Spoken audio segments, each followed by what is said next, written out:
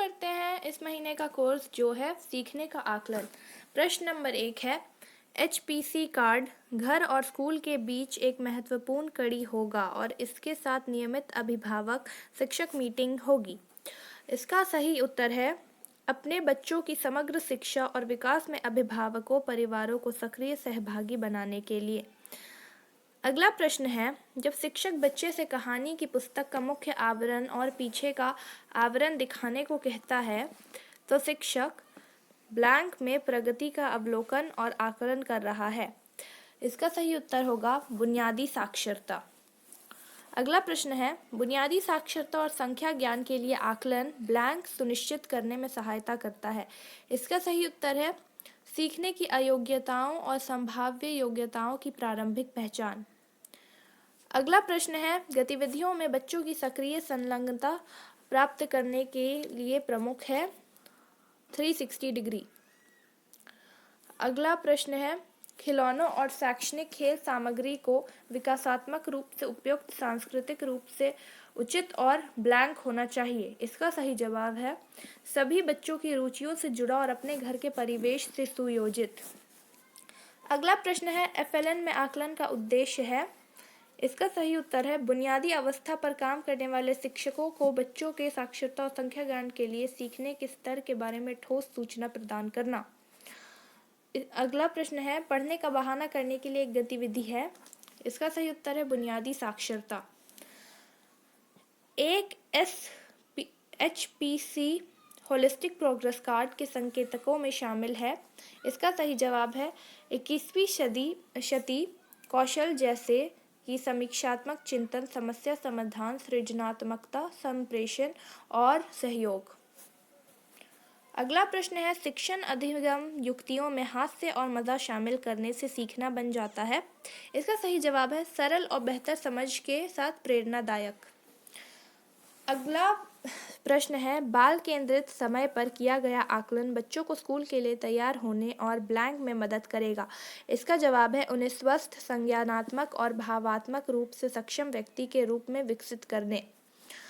अगला प्रश्न है, किए हुए आकलन को अभिभावकों को संप्रेषित किया जाना आवश्यक है। इसका उत्तर होगा उपयुक्त पूर्व निर्धारित अंतराल पर। अगला प्रश्न है, FLN में शिक्षक बच्चों का सबसे अच्छा काम एकत्रित करता है और उसे एक फाइल फोल्डर में सीखने के प्रमाण के रूप में रखता है। फोल्डर को कहा जाता है। इसका उत्तर है पोर्टफोलियो। अगला प्रश्न है, बुनियादी साक्षरता और संख्या ज्ञान प्रशिक्षण में शामिल होना चाहिए। इसका उत्तर होगा प्री स्कूल और सभी प्राथमिक शिक्षकों को। अगला प्रश्न है, पहेलियों पर काम करना, उन्हें सुलझाना बुनियादी संख्या ज्ञान की गतिविधि है, किंतु यह भी संकेत करती है। इसका सही उत्तर होगा सूक्ष्म गत्यात्मक योग्यताएं। अगला प्रश्न है, एक बच्चा एक पंक्ति में रखी वस्तुओं को छू और गिन रहा है। शिक्षक बच्चे की ब्लैंक में प्रगति का अवलोकन कर रहा है। इसका जवाब है बुनियादी संख्या ज्ञान। अगला प्रश्न है, निम्नलिखित में से कौन सा रूब्रिक को आकलन के साधन के रूप में प्रयोग करने के लिए सही नहीं है। इसका सही उत्तर है एक शिक्षक के लिए बच्चे को उत्तीर्ण अनुत्तीर्ण करने का अवसर।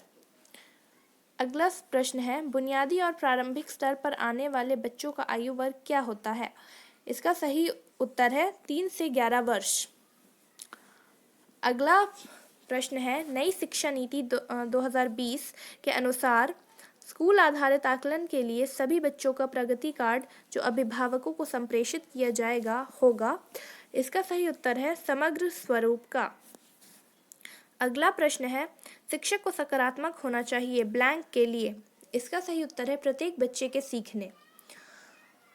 अगला प्रश्न है, जारी आकलन सूचना ब्लैंक के लिए आवश्यक है। इसका सही उत्तर है विकासात्मक उपयुक्त FLN कार्यक्रम के नियोजन एवं कार्यान्वयन।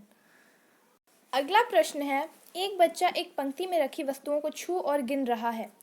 शिक्षक बच्चे की ब्लैंक में प्रगति का अवलोकन कर रहा है। इसका सही उत्तर है बुनियादी संख्या ज्ञान। अगला प्रश्न है, FLN में आकलन का उद्देश्य है। इसका सही उत्तर है बुनियादी अवस्था पर काम करने वाले शिक्षकों को बच्चों के साक्षरता और संख्या ज्ञान के लिए सीखने के स्तर के बारे में ठोस सूचना प्रदान करना। अगला प्रश्न है, बच्चों के अवलोकन और विश्वसनीय सूचना एकत्र करने का तरीका नहीं है। इसका सही उत्तर है साथी शिक्षक से बात करना। अगला प्रश्न है, बाल केंद्रित समय पर किया गया आकलन बच्चों को स्कूल के लिए तैयार होने और ब्लैंक में मदद करेगा। इसका सही उत्तर है उन्हें स्वस्थ, संज्ञानात्मक और भावात्मक रूप से सक्षम व्यक्ति के रूप में विकसित करने। अगला प्रश्न है, जारी आकलन सूचना ब्लैंक के लिए आवश्यक है। इसका सही उत्तर होगा विकासात्मक उपयुक्त FLN कार्यक्रम के नियोजन एवं कार्यान्वयन। अगला प्रश्न है, जब शिक्षक बच्चे से कहानी की पुस्तक का मुख्य आवरण और पीछे का आवरण दिखाने को कहता है तो शिक्षक ब्लैंक में प्रगति का अवलोकन और आकलन कर रहा है। इसका सही उत्तर है बुनियादी साक्षरता। अगला प्रश्न है, जब एक बच्चा खिलौने को एक पंक्ति में सबसे बड़े से सबसे छोटे की ओर रख रहा हो तो शिक्षक वास्तव में बच्चे की ब्लैंक में प्रगति का अवलोकन कर रहा है। इसका सही उत्तर है बुनियादी संख्या ज्ञान के तहत क्रमबद्ध करने का कौशल। अगला प्रश्न है, HPC कार्ड घर और स्कूल के बीच एक महत्वपूर्ण कड़ी होगा और इसके साथ नियमित अभिभावक शिक्षक मीटिंग होगी। इसका सही उत्तर है अपने बच्चों की समग्र शिक्षा और विकास में अभिभावकों परिवारों को सक्रिय सहभागी बनाने के लिए। अगला प्रश्न है, हम बुनियादी अवस्था में बच्चों को FLN सीखने के लिए निम्न द्वारा प्रोत्साहित करते हैं। इसका उत्तर होगा खेल आधारित, गतिविधि आधारित, ठोस अनुभवों और खिलौने खेल। अगला प्रश्न है, कौन सा पोर्टफोलियो का हिस्सा नहीं है? इसका उत्तर है कक्षा में उत्तर देना। अगला प्रश्न है, FLN में शिक्षक बच्चों का सबसे अच्छा काम एकत्रित करता है और उसे एक फाइल फोल्डर में सीखने के प्रमाण के रूप में रखता है।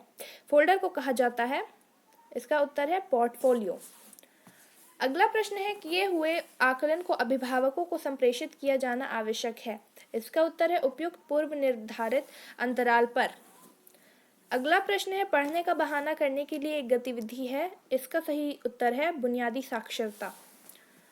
360 डिग्री रिपोर्ट कार्ड में शामिल होगा। इसका उत्तर है एक बच्चे के व्यक्तित्व के सभी पहलू।